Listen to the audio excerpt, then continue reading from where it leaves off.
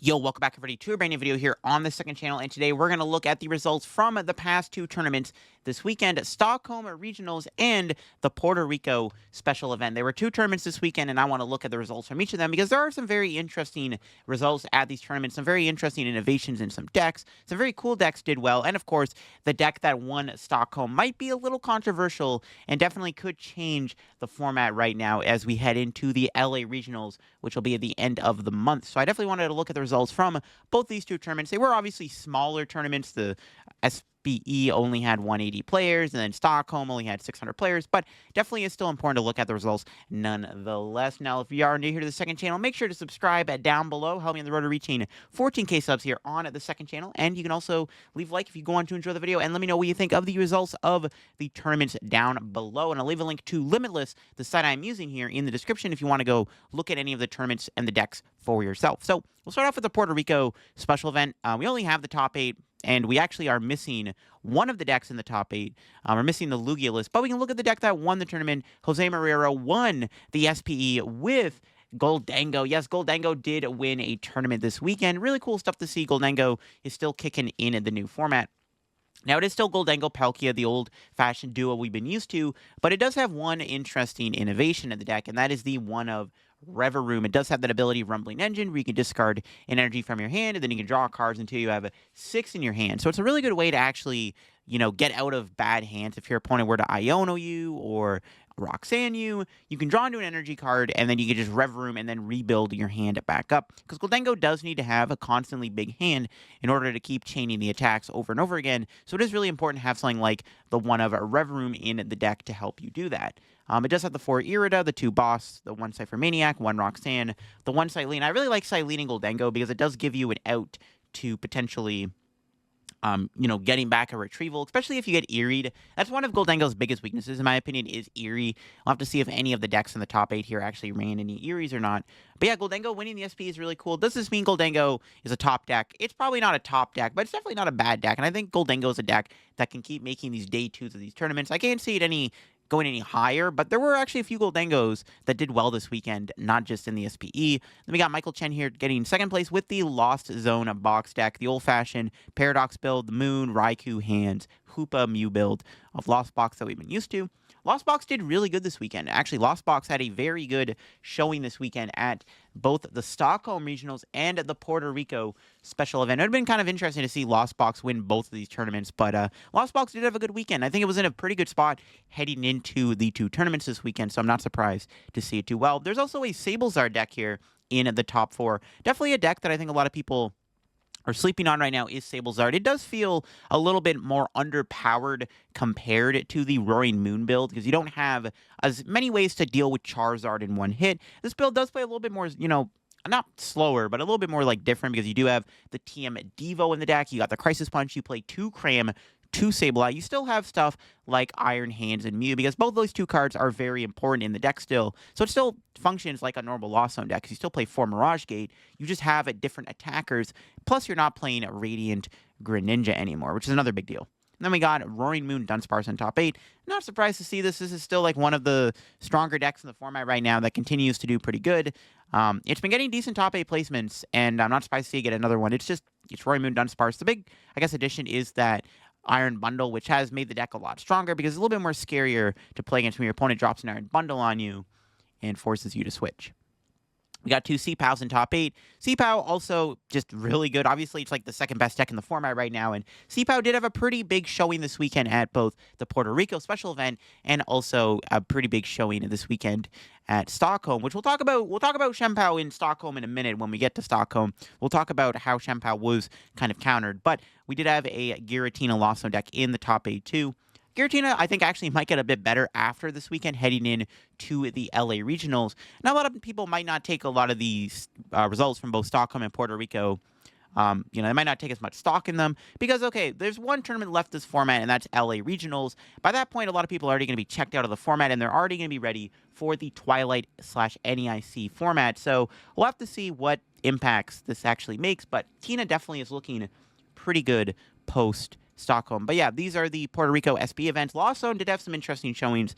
Again, we're unable to see the Lugia list, but we can move on now to Stockholm. And moving on to Stockholm, of course, the story of the tournament is that Snorlax won another regional. Of course, Azul won another regional with, of course, a Snorlax deck this time. Now, Snorlax definitely is a very good meta call for this tournament, and that's mainly because people were cutting the Snorlax tech cards from their deck, or Snorlax was not really respected as much. I mean, Pidgeot control was doing a lot better than Snorlax was. Snorlax was still chilling, but it wasn't as popular as it was before, and I don't think anybody really cared about it. Like, people were cutting Spiritomb from their decks.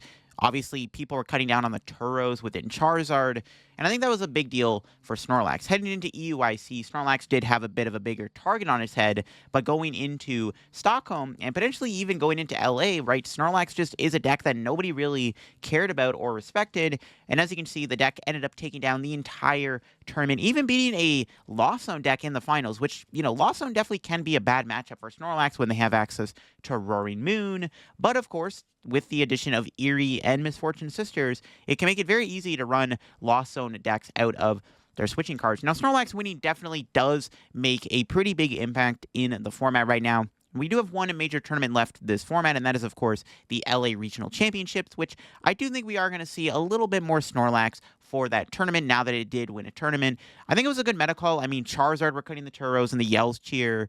That wasn't very common anymore. And if they were playing Palpad Turo, it's not that bad because you do have the Misfortune Sisters and the Eerie in the deck. And of course, the deck is pretty good against Shenpao. That was one of the big reasons why I think Snorlax did do so well, is because Shenpao was a lot more popular going into Stockholm. A lot of bigger players are playing it, and Snorlax does have a pretty good matchup against Shenpao. So I do think that Snorlax definitely was primed to do well, and Azul made the right meta call and did really good with it and took down the entire tournament. I think one of the big deals was obviously Hermione not playing the Spiritomb in his list, which, I mean, a lot of Lost Zone decks going into UIC were running Spiritomb, but it's like, okay, well, now that Rotom's not that big of a deal anymore, Charizard started playing Cleffa, they started cutting the Tomb out of their deck, and that was a very big deal for Azul, because I do think that Azul said that when Lost Zone placed the Tomb in the deck, the matchup gets a lot harder. But yeah, Snorlax definitely is going to change the way we look at the format going into LA. And honestly, Snorlax could still be a good deck going into the NEIC format. We will have to see on that. And of course, Hermione did get second place with a very interesting build of Lost Box. Now, it is, you know, the traditional stuff. You got the Moon in the hands, but it doesn't play the Raikou, doesn't have the Hoopa, doesn't have the Mew. It's actually just the two attackers. The two big beat stick attackers are the Moon and the hands, but the big innovation that Hermione made was the one of Rotom V. Now, Rotom V is a very interesting card. We've been actually seeing Rotom being used in this like Lost Zone Miraidon deck from our NA regionals, but to see it actually in a more, you know, standard build of Lost Box is really interesting. The idea of Rotom is not that it can attack, because you do play Lightning Energy. It's actually for the ability. Basically, it allows you to just have a bigger hand going into your next turn. If you know your opponent is not going to play an Iono, or maybe your hand is like insanely dead, instead of like nest balling for a second Comfey or another Greninja, you can just grab Rotom V and just instant charge and get an even bigger hand for next turn. A lot of the time, you can actually instant charge into the turn 2 Mirage Gate, and that's kind of why the Rotom is so strong in the deck, and I think it's a really cool innovation within Lost Box. I don't know if it's going to be a staple going forward, because I do think it's a very strong card to have. Like I said, being able to have a bigger hand going into your next turn, when you know your opponent's not going to Iono you, does make it very easy to actually get 7 in the Lost Zone by turn 2. Heck, even maybe it's even reasonable to get to 10 in the Lost Zone with the help of Rotom. It's just a very strong addition to the deck. The other big addition was the Defiance Band, which is another really cool inclusion. It allows you to actually do some big damage fixing. It allows Cramorant to knock out Roaring Moon, the baby Roaring Moon in one hit. Also KOs Greninja in one hit for what it's worth.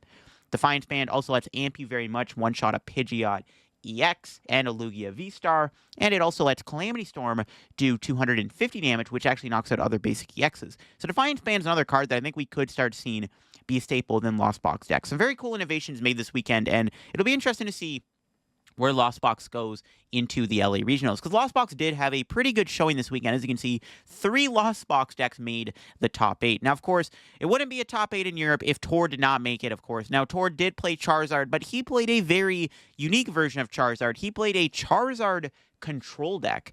So it is Charizard EX, you got the Zards in there, you got the Pidgeot, you got the Rotom, the Fish, the Cleffa, but it does play a lot of control elements within the deck. You can see it plays 2 copies of Erie, it plays Luxray V, plays Shiyu, plays Mimikyu, and plays Regieleki. Now, Regieleki, we've already been seeing within Charizard for a while, but now it's playing the Luxray and the Shiyu and the Mimikyu, making it a very unique control deck. And it actually would have been a decent meta call for the amount of Snorlax we saw in the tournament.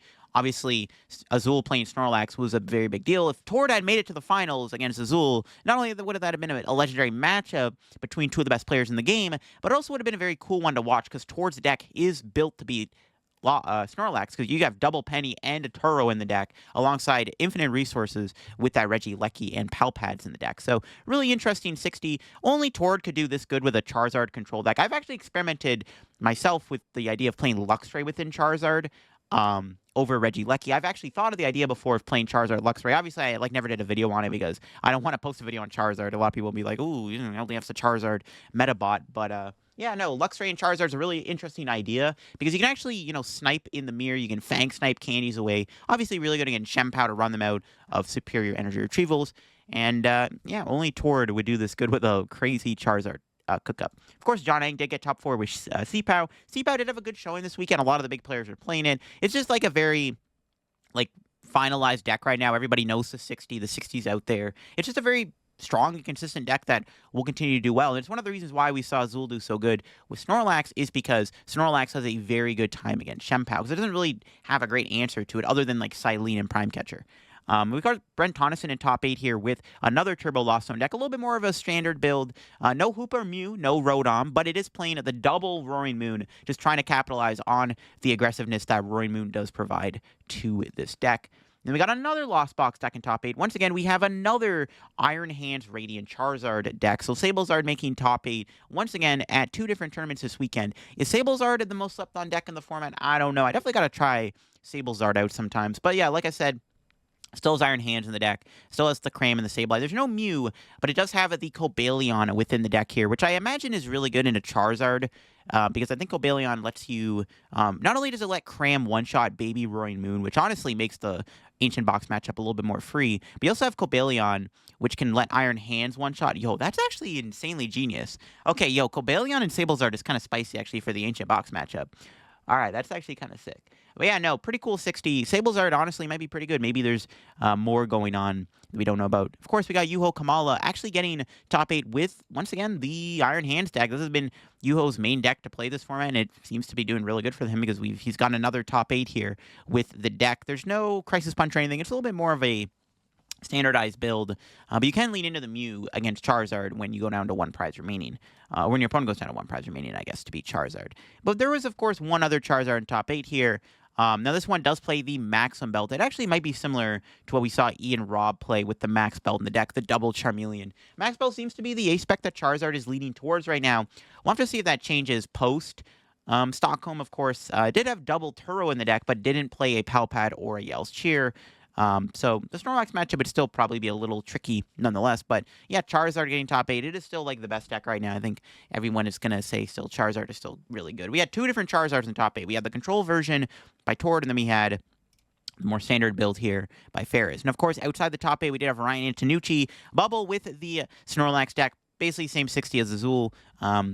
With the Snorlax deck. Almost had 2 in top 8. There was a couple more Charizards here to look at. We had 1 Zard list here with the Erie in the deck and also had a Prime Catcher and Mist Energy in the deck here in this Charizard build. And then another Charizard in top 16 here playing the Prime Catcher. No Erie. 2 Turo, though, so the double Turo definitely would have helped. Does have the double Charmeleon. A little bit more of the standard build. There was a Gardevoir in top 16. I mean, Gardevoir is still a pretty solid deck right now. I think its Snorlax matchup is not fantastic. You do have the Turo in the deck, which does help a little bit. But yeah, Snorlax definitely can be a tricky matchup for Gardevoir still within this meta, in my opinion. But the Gardevoir list does, have all the normal stuff, except for the Cresselia and the Galley. 2 cards we haven't really been seeing too much, especially the Cresselia. It's not really as good in Gardevoir anymore because you're not trying to put as much, you're not trying to do damage with energy. You're trying to do damage with damage counters. So Cresselia is kind of anti-synergistic, but it is good against Lost Box decks, and Lost Box was, pretty popular this weekend. Speaking of Lost Box, got another one in top 16. Another turbo build with, the normal attacker lineup we have been seen. And then we got a Goldengo in top 16. So 2 Goldengos this weekend did pretty good. Now, this one's not playing the Rev Room technology that we saw from the Puerto Rico tournament, but it still is the Palkia build. But instead of Rev Room, it's actually playing Bibarel in the deck. Really cool to see Goldengo have 2 strong placements this weekend. It's looking pretty good for the future. I'm excited to see where Goldengo can go going forward. I don't know if it's going to be that great, though, with Snorlax doing good. It does seem to maybe have a bit of an awkward time against Snorlax, so that might not be great for the deck. But, if you're not hitting any Snorlaxes, I'm sure Goldengo is decent. There was an Arc control deck in the top 16 too. Another deck that's been doing pretty solid right now. Actually has been getting better performances over Arctina recently, which is kind of a big deal. So the Arc control deck definitely is making a name for itself right now. It's got that Flutter Mane, the Zard in the deck still. Got the 2 grabbers. Hero's Cape, Team Devo. The 2 copies of Eerie, just a very annoying deck. And it is it's the same 60, actually, from the original build here from Sao Paulo. So, whoops. So, yeah, we are seeing the Arc control deck. Same 60, just do good. It's just kind of the 60 might have been figured out. And then, of course, wouldn't it be a control deck if Sander didn't do good in the tournament? Sander did make top 16 with Pidgeot control. Now, his build is a lot more different than what we have been seeing. It's not playing the Wigglytuff or the Cloth. There's no Noivern. It's actually got a bit of a different lineup of Pokemon. Now, some other, things, you got the Luxray, the Shiyu, the Rotom, the Charizard, the Snorlax, even playing the Sandshrew, which is kind of the big innovation this weekend within Snorlax and Stall, with that ability where trainer cards in your opponent's discard pile can be put back in the deck by the effect of opponent's items or supporters. Very important to stop Palpad and even Yell's Cheer. And I think it stops Silene too. Don't quote me on that. But it's just really good at preventing your opponent from getting resources. Once you take away the resources with Eerie or, Shiyu or Misfortune Sisters, they can't get them back with Sandshrew in play. The big innovation was the 2/2 Liepard Sander played. Just have that ability trade. It's the same as like Refinement. I think the reason why he's not playing Kirlia is Liepard has 100 HP, which does make a bigger difference. Then he had the Entei V. I'm not too sure why the Entei's in the deck. I think it's just an attacker, kind of like having Radiant Charizard. It can put pressure on your opponent when you run them out of resources. Plus, it does get to use Forest Seal Stone, and you already have the Fire Energy in the deck. Does play Calamitous Wasteland, even a Picnic Basket, which is a very interesting inclusion within the deck. I think there was a reason why he played it. I can't remember what it was, though, but yeah, really cool control deck here by Sander. Yeah, I like it a lot. Having the double draw engine of Liepard and Pidgeot does help a lot, because obviously Pidgeot is kind of the soul of the deck. So the Pidgeot gets taken out, you don't have another draw engine in play. Your deck can easily fall apart. Then we got a Lugia tied the top 16. Lugia definitely could have done a lot better this weekend with the amount of Snorlax that did well. Obviously, Lugia does have a pretty solid matchup against Snorlax, especially when they're not playing Temple of Sinnoh. The matchup becomes pretty straightforward, and obviously having a pretty good Pidgeot matchup too. We got another C-Pow deck by Reagan Retzloff here, just, again, playing like that same 60 we have been seeing. And then, of course, another Charizard in the top 32 here with the double Lost City. So a little bit more teched out. 2 Lost City definitely could be a lot more annoying when you're playing the Ancient deck and, of course, the Lost Box deck. Then we got another Lost Box deck here once again with the normal attacker lineup. Yeah. The double Pokestop is really nice, too. Big fan of Pokestop within Lost Box. There was a Dialga deck that still got top 32. Well, Dialga definitely is kind of the big deck to come out of Indianapolis. I think that it definitely has slipped a little bit. I mean, it never really, I think, was going to be like a top-tier meta-defining deck or anything. But I did expect to see a little bit more of it do well. But it still got a top 32 at Stockholm nonetheless. Actually, I think a lot of people would say, though, that Dialga definitely does have a bad Snorlax matchup. Assuming Snorlax actually kind of gets to set up a bit of a better board, the matchup actually does get a little tricky because you have Greninja in the deck. Even stalling Metang is annoying because they can stall the Metang and then put a Defiant Fest onto the Snorlax, which can be very bad. Of course, Dialga only plays one switching card, and that is that single copy of Prime Catcher. The only thing Dialga has going for it against Snorlax is Star Chronos, which can be very annoying in the early game, but that's about it. Another Lugia here in top 32, playing a Mew EX in the deck alongside that Snorlax. There was an Arc Armarouge in top 32.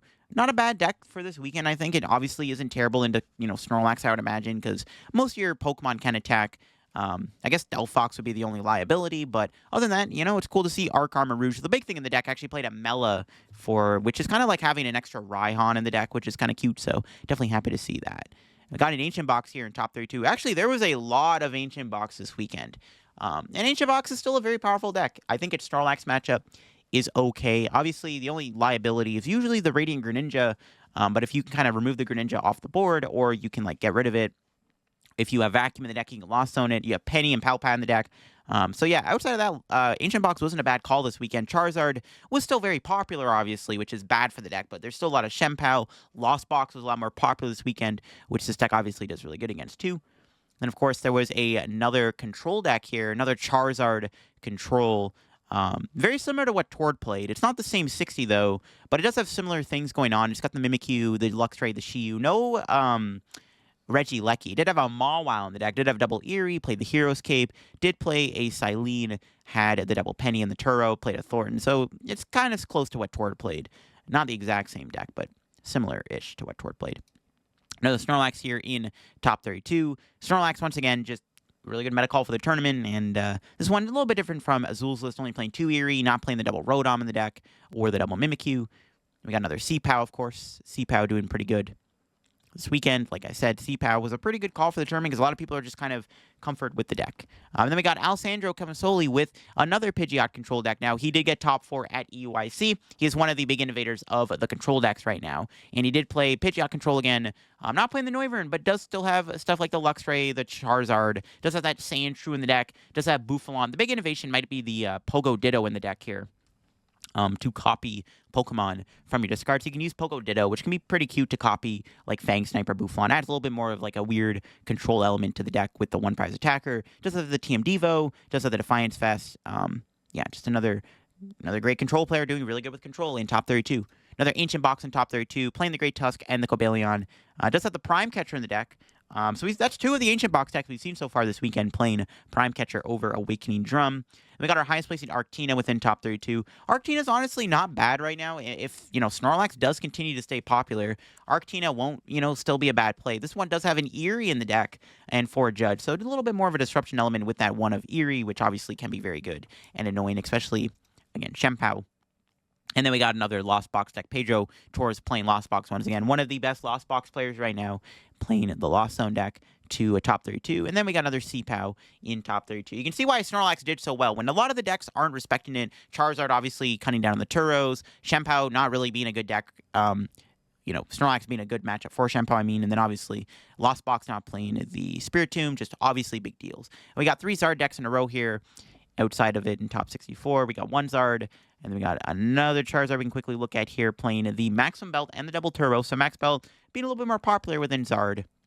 We got another Zard here. This one is another Control Zard, actually the same 60 as the one we actually looked at a little bit earlier. Again, not the same as Tord's list, but does have some similarities to what Tord played. We have a couple Pidgeot controls in a row here. We got one of them using the Wigglytuff and the Cloth engine in the deck. Does also have the Sandshrew also, which again was like the big technology this weekend, I think, in control. And then we got another Pidgeot control here. Once again, I think it was the same 60, right? Or very close. It did have similar concepts, has the Cloth, the Wigglytuff, and whatnot in the deck. We got another Ancient Box here in top 64. Playing Awakening Drum, and does have the Cobalion and the one of Great Tusk. And then we got another Snorlax here, doing pretty good, because Snorlax definitely, it's good. Like I said, good meta call for the tourney. This one has some Crushing Hammer in the deck, which can be good to remove energy, really good against Charmeleon specifically. Then we got another Lost Box in top 64.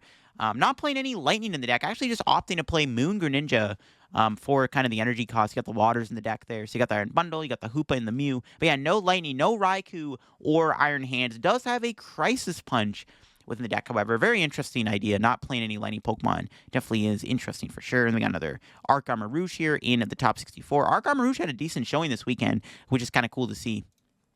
Another Zard deck here with the Max Belt as the ace spec of choice. Another Snorlax in the top 64. Another Ancient Box here with the Awakening Drum. No Penny in this build. Does have a Research in the deck, though, which is an interesting inclusion. I've seen this before. Research in Ancient Box, definitely a cool idea, because it does let you discard a lot of cards from your hand, which can fuel, obviously, your attack a lot quicker. But a lot of the time, though, your hand is already gigantic. I've been back and forth on whether or not I like the idea of it, because you can discard your hand, and then it gets a little awkward, because, oh, I just lost a lot of resources, because my hand is kind of big. But I don't know. It's a cool idea. Another Zard here with the Max Belt Double Turo in top 64. Another Lugia here in the tournament, getting top 64. Playing a 3-2 line. Does have the Mew in the deck and the Snorlax still. We got another Pidgeot control deck here. Playing the Luxray and the Sandshrew. A bit more of a simplistic build. Does have a Snorlax, no Wigglytuff or Cloth shenanigans in there. Another Zard playing the Prime Catcher and the Double Turbo in that build. We got another Future Hands in the tournament. Yeah, Future Hand's kind of been falling off a little bit, but maybe with Yuho's top 8 placement, maybe the deck will rebound. It doesn't seem bad against Snorlax, actually, so if you have a couple Psychic Energy in the deck, the matchup against Snorlax doesn't seem terrible either, so maybe that's going to be a thing going forward, right? Another Zard, playing the Max Belt, does the Ace Spec. That Ian Robb top 8 placement definitely has skyrocketed the popularity of Max Belt. Another Lost Box deck. This did have a Spiritomb in it, so this one was a little bit more accustomed to potentially being better into Snorlax, because you do have the Spiritomb in the deck. And then obviously you do have the normal lineup of attackers we've been seeing alongside that Spiritomb, which might have to be a mainstay now going into LA Regionals with how good Snorlax did. We got another Pidgeot control. Very straightforward build, though. It actually looks to be more of a Snorlax Pidgeot deck, not really as much of a Pidgeot toolbox deck. It does have the Luxray in the deck, however, and the Radiant Zard, but it's more of a Snorlax deck, as it does have 3 Snorlax in the build there. Interesting. And then we got another Ancient box here with the Awakening Drum. No Penny in that build, though. Then we got a couple more C-Pows here in the top 64. We got one C-Pow, and then we got another C-Pow. Back-to-back C-Pows. We got Arctina once again playing the Eerie in the deck. Oh, and a Mist Energy, too. Very interesting inclusion. I guess Mist Energy would help a lot against Roaring Moon. It's not bad. It would help more in the Lost Zone build, because I think the Ancient Box deck tends to play a Temple of Sinnoh, but very interesting stuff. Yeah, Arctina just still doing good. It's a very straightforward deck. Another Ancient Box deck here, playing the Penny, playing the Awakening Drum, has the Cobalion and the one of Great Tusk. Another Charizard here with the Prime Catcher Double Turo. We got another Lost Zone Tina. Yeah, Tina definitely might have been a good call for this weekend just because of how strong the deck would have been into the Snorlax matchup. I think the one issue, obviously, would be the Shenpao matchup, and the normal Lost Box matchup doesn't seem fantastic either. I think the deck does struggle against both Lost Box and C-Pow, but maybe if somebody figured it out, maybe it would have been a little bit better. Who knows? Another Ancient Box. Oh, I already looked at that, didn't I? Yeah, I already did. Lol. We got another Ancient Box here once again. No Penny, Awakening Drum. Not playing any Great Tusk or anything, which is interesting. We got another Zard deck here, playing the Mist Energy in the deck. And the Prime Catcher, so you expect double Eerie. Wow, 2 Eries. So really trying to be a little bit more on the disruptive side there. That's interesting.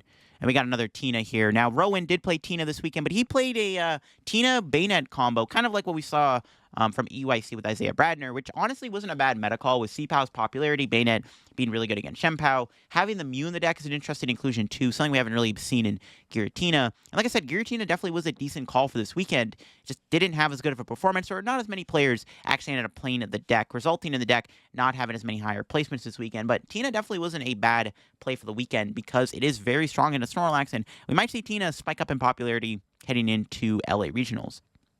Another Lugia here with the one of Mew, no Snorlax in that build. We got another Dialga on day 2 here in the top 64 with the, very straightforward build. Yeah, same 60 as Andrew Hedrick, actually, it says. Another Archon Rouge in day 2. A lot of Archon Rouge in day 2. That makes me pretty happy to see this deck do this well. It's a really cool deck, so it is cool to see the Archon Rouge deck perform so well. Another Future Hands deck in day 2 here. And then we got another Pidgeot deck. A lot of control this weekend. I'm not going to lie. There's a lot of control install this weekend. That might be more of a Europe thing, but the fact that control install did so well is definitely looking very scary for the future for sure. And then we got another Ancient Box by Rahul here, playing the same 60s that we saw earlier with Nico with the Awakening Drum, the Research in the deck. We got another Charizard deck here with the Prime Catcher, the Eerie, and the Mist Energy, and the Double Turbo in the deck. And then a big thing here is we see a Raging Bolt Palkia deck here in day 2. That's really cool to see. Raging Bolt is definitely one of the... actually, it's kind of a bit of a meme right now on Twitter, which is kind of funny. But Raging Bolt definitely is a card that I think does have potential to do well. It is a very strong beat stick attacker, and I like seeing the Palkia deck do well. This might be the first time a Palkia Raging Bolt deck has made day 2. A lot of the Raging Bolts have been either Lost Box or more of a straightforward Sandy Shocks build of the deck with no Palkia. So it is cool to see the Palkia Bolt deck do so well. One interesting thing in this build, it plays 4 Pokemon Catcher in the deck. That's a card we haven't really been seeing be that popular in the format post-rotation. So it is cool to see Raging Bolt Palkia in day 2. We got another Zard here with the Max Belt in the deck. And, of course, another Arc Piles, another Arc Control. Not playing the Flutter Mane in the deck, but still has the Radiant Zard and obviously the 3/3 Bib and stuff like that. And then finally, we got another Zard here in day 2, playing the Hero's Cape, double TM Devo, and the Eerie, and the Mist Energy. So really checked out for the mirror match. And there you have, folks. Those are all the decks that made day 2 at Stockholm. And of course, we looked at the Puerto Rico SBE. A lot of interesting results. Again, Snorlax doing a really good. Definitely does mean that Snorlax is going to be back in the format. If you're going to LA Regionals, expect to see a little bit more Snorlax going forward. And honestly, heading to NEIC too, Snorlax might be another good deck because it does gain some new cards like that new Flute card, and Snorlax is still just going to be as strong as ever, so definitely is very interesting. A lot of stall and control decks did really good this weekend, which is a big sign. So if you're somebody who doesn't like playing against these decks and you're going to LA Regionals, you'd probably want to look into playing a deck that can actually take down these decks, or you want to respect it a little bit more within your own deck. Like if you're somebody who plays Lost Box, I think it's best to start considering playing the Spirit Tomb again. You're somebody who plays Giratina, maybe stick to the deck and practice the matchup. If you're playing Charizard, maybe go back to playing more tech cards to try to beat the Snorlax. So Snorlax definitely is going to be a lot more popular going forward, and definitely one deck that you probably want to start respecting a lot more now since it did win the Stockholm Regionals. But yeah, there you go, folks. That is it for me. Looking at all the decks here from Stockholm. Again, a bit of a smaller tournament, but really interesting results, and nonetheless, a big showing for Control and a Lost Box doing really good too. But yeah, that is it for me. If y'all enjoyed today's video, leave a like. If you're new to the channel, make sure to subscribe down below as always, and all that good stuff. I'll leave a link to Limitless, of course, the site I used in today's video if you want to go build any of these decks for yourself to test for, of course, the next big tournament in LA. And then we got NEIC coming up, so I'm excited for that. Hope you enjoyed, and I'll catch you on another video. Have a good rest of your day, and bye-bye.